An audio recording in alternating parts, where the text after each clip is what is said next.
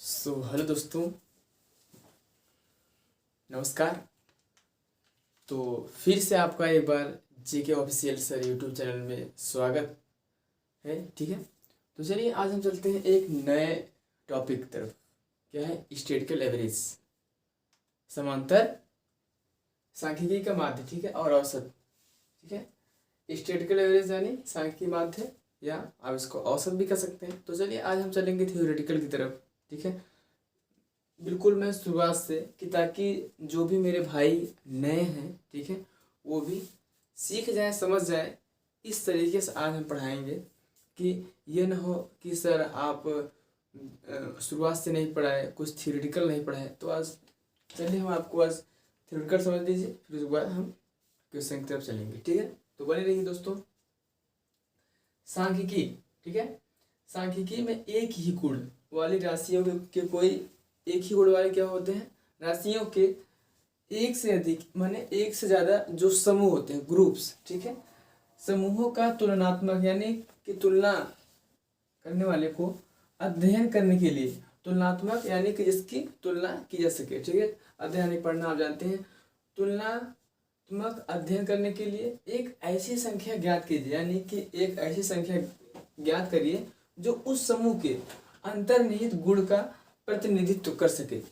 ठीक है, और उसकी केंद्रीय प्रवृत्ति यानी कि सेंट्रल टेंडेंसी को भी प्रदर्शित कर सके। एकमात्र संख्या को उस समूह का सांख्यिकी माध्य कहते हैं या स्टैटिस्टिकल एवरेज कहते हैं। ठीक है, तो चलिए अच्छे माध्य के आवश्यक गुण, जो एक अच्छे माध्य होते हैं उनके गुण क्या होते हैं? ठीक, तो पहला क्या है?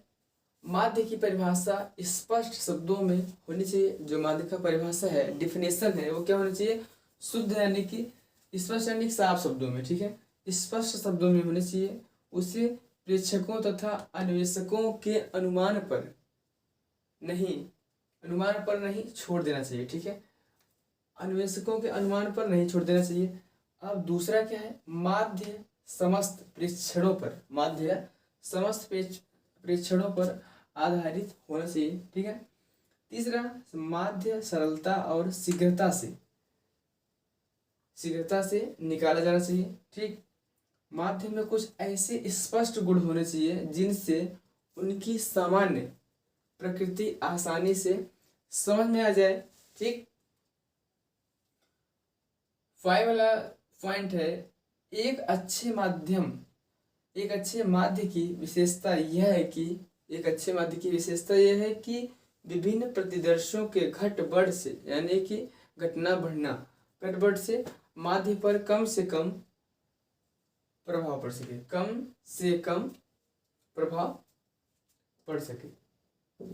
ठीक है, अब चलिए कहते हैं सांख्यिकी माध्य कई प्रकार के होते हैं। ये क्या होते हैं दोस्तों? सांख्यिकी जो माध्य होते हैं वो क्या होते हैं?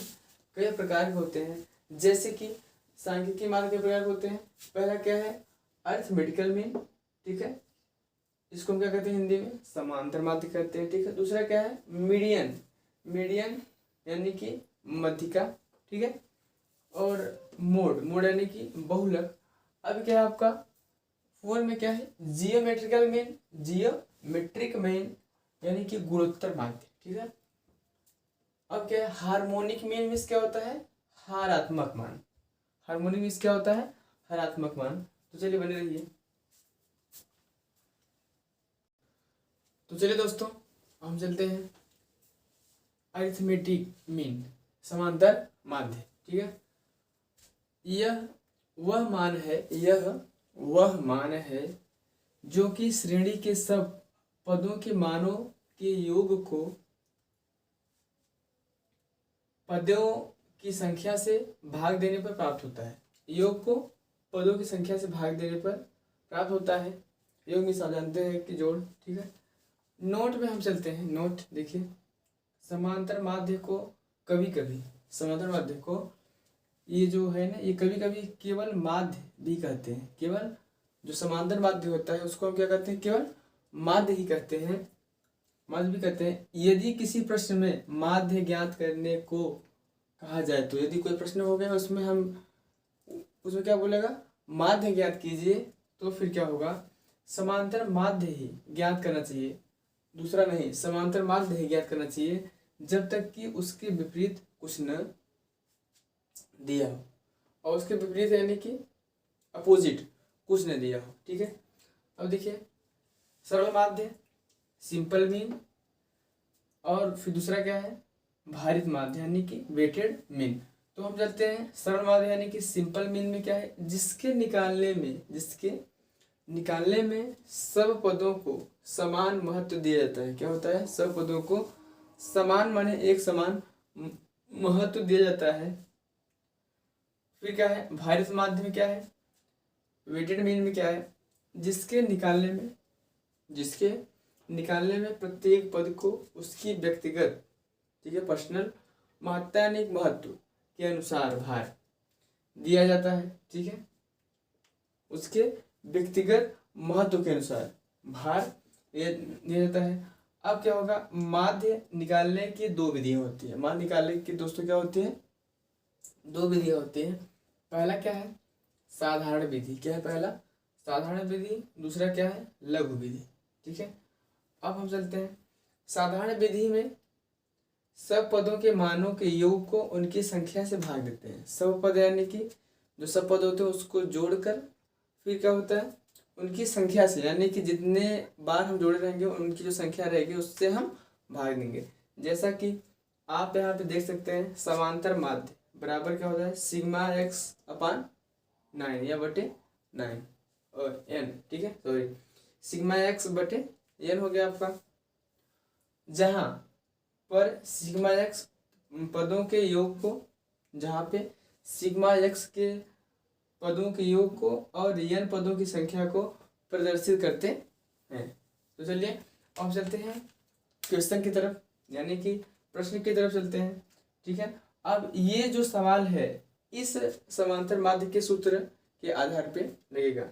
इसमें क्या दिया है, पदों का योग ये है सिग्मा एक्स। अब क्या है, n पदों की संख्या, यानी कि जितना योग रहेगा और जितनी बार हम जोड़े रहेंगे उसके बटे वो संख्या रहेगा। ठीक है, अब क्या है, एक क्रिकेट के, हम क्वेश्चन में चलते हैं यानी सवाल में, एक क्रिकेट के खिलाड़ी ने विभिन्न पारी में, यानी कि अलग अलग पारियों में निम्न रन बनाए, इनका समांतर माध्य ज्ञात कीजिए। ठीक है, अब क्या है, समांतर माध्य बराबर सिग्मा एक्स बटे n।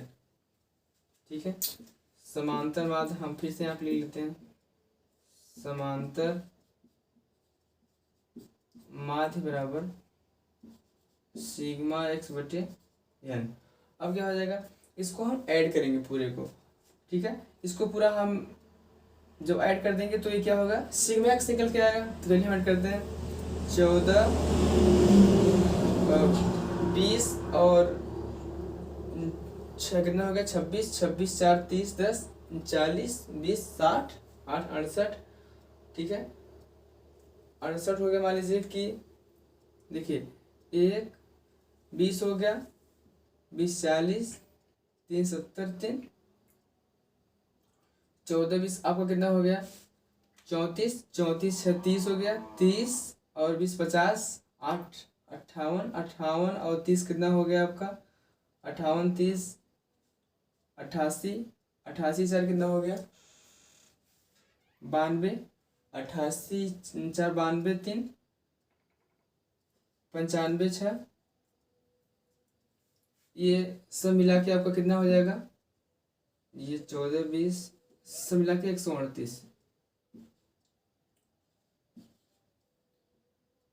सब मिला के कितना हो जाएगा 138। अब क्या आ गया, सिग्मा एक्स बटे के, अब ये n क्या है, पदों की संख्या, यानी कि 1 2 3 4 5 6, यानी कि ये संख्या है तो हम इसको यहाँ पे संख्या ऐड कर देंगे। अब चलिए हम सरल कर देंगे दोस्तों, 6 क्या 6 हो गया आपका, 6 दूना के 12।